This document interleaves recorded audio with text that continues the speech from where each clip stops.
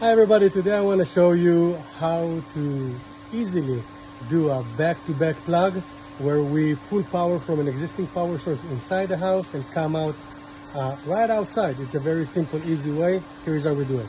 Alright, so I'm in the middle of the process here right now. That is going to be my exterior plug, which I opened up the wall in here and ran what we call a Romex cable in there.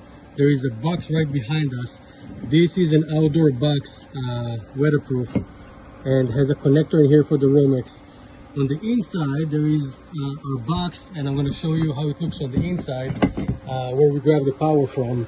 It's a bathroom GFI, which we opened up the plug right here. Of course, we turned off the power, opened up the plug. Inside we have an electrical box.